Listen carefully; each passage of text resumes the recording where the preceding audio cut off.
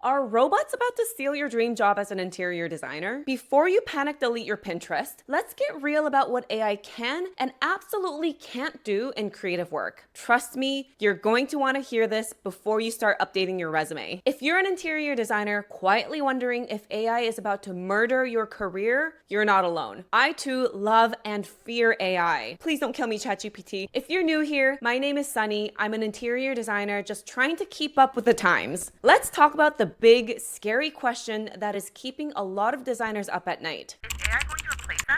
Now, before you freak out, take a deep breath because today we're going to break it all down. What AI can do, what it can't, and how interior designers can use AI to future-proof their businesses. This video isn't just techie fluff. It's real talk mixed with a little humor, a little hope, and a whole lot of truth. So let's get into it.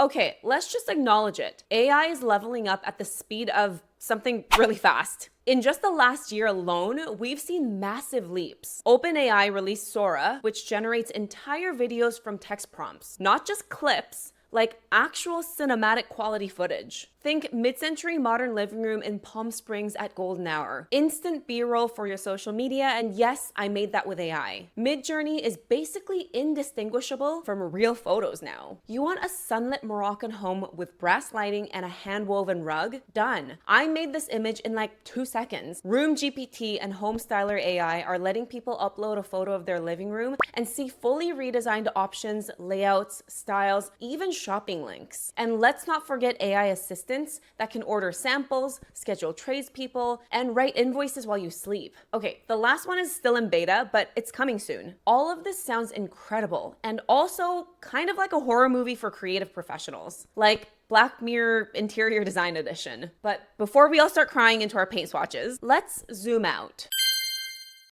This isn't the first time creativity got a panic attack. We've kind of been here before. When AutoCAD hit studios in the 80s, seasoned architects and designers said hand drawing would die and the industry would become soulless. Drafters and junior staff were afraid they'd be replaced by computers, much like the fear around AI today. People thought clients would start designing themselves since the computer does the drawings. When Photoshop came out, people said graphic designers were done. When Canva exploded, people said branding experts would become obsolete. When Pinterest took over, people thought clients would just design their own homes. And yet here we are, more designers than ever. Because tools don't kill industries, tools transform them. AutoCAD didn't replace designers, it supercharged them. Those who embraced it worked faster, edited easier, and blew past the people clutching their drafting pencils in fear. Same story with Photoshop, Canva, and Pinterest. The creatives who thrive are the ones who adapt, who evolve, who partner with the tools instead of fighting them. AI isn't the first end of creativity. It's just the next AutoCAD, but on steroids and possibly sentient.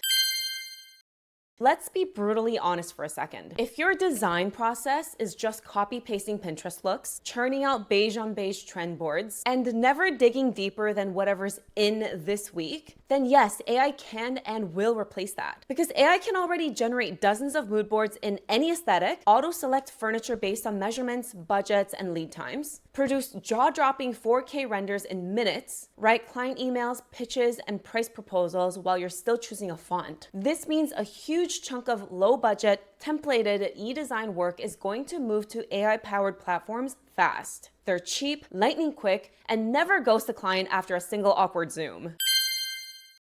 Now here's what AI can't do. It can't think like you. It doesn't have taste. It doesn't feel vibes. It can't read a room literally or emotionally. AI can't navigate a client's passive-aggressive way of saying, I hate this, but I don't know why. Sense that the lighting in a space is totally wrong, even if the photos look fine. Mediate a couple's argument over wallpaper that is very obviously a metaphor for a deeper marital issue. And make last-minute calls on site when a delivery truck crashes and the tile you've been waiting for 12 weeks is now rubble. It doesn't understand culture. It doesn't have childhood memories. It doesn't know that grandma's old lamp has to stay in the room even though it clashes with literally everything else. In short, AI lacks taste, empathy, and instinct. And that's what separates a design robot from a real designer.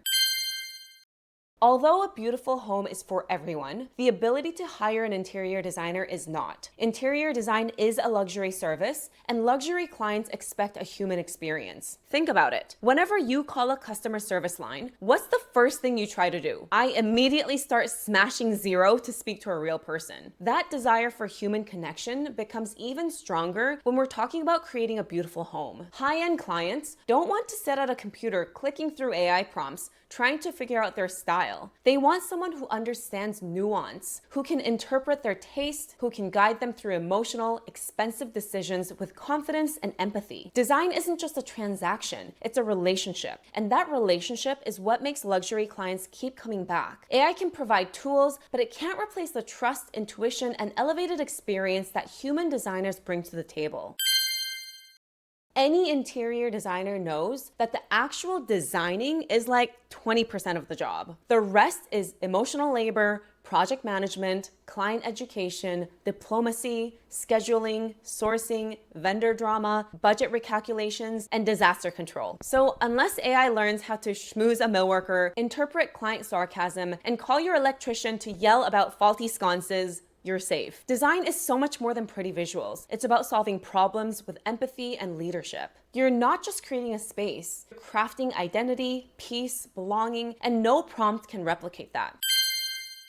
So, will AI replace interior designers? Only the ones who act like robots. If you're just following trends, copying Pinterest, and not bringing any personal vision and support to your work, you're probably replaceable. But if you're building trust with your clients, designing with real intention, telling a story through your space, and solving human problems with human insight, then no, you're not only safe, you're positioned to thrive. Because people don't hire you for a mood board. They hire you to make decisions they can't make, to understand who they are and translate that into their space. That's where the real magic is. I use AI every day. I'm not afraid of it. For the most part, I use it to brainstorm concepts, draft client emails, explore color palettes, and spark new ideas when I'm creatively blocked. But then I come in, I lead, I decide, I design, because tools are only as good as the human using them. So my advice, use the tools. Stay curious, learn how to prompt better. Use AI to handle the boring stuff so you can spend more time in your zone of genius. But never forget your edge, because the future isn't AI versus designers, it's AI-powered designers. The ones who evolve, who lead, who stay human and weird and intuitive and widely creative, that's you. And if you're watching this thinking, well, I want to be a designer, but I don't have a degree, I got you. I created a course specifically to help people become interior designers without going back to school. I did it in my 30s with a brand new baby, and you can too. Link is in the description if you want to check it out. Let me know in the comments, are you currently using AI? If so, how? And what's freaking you out the most? Let's talk about it. Thanks for watching, and remember, the robots are cool,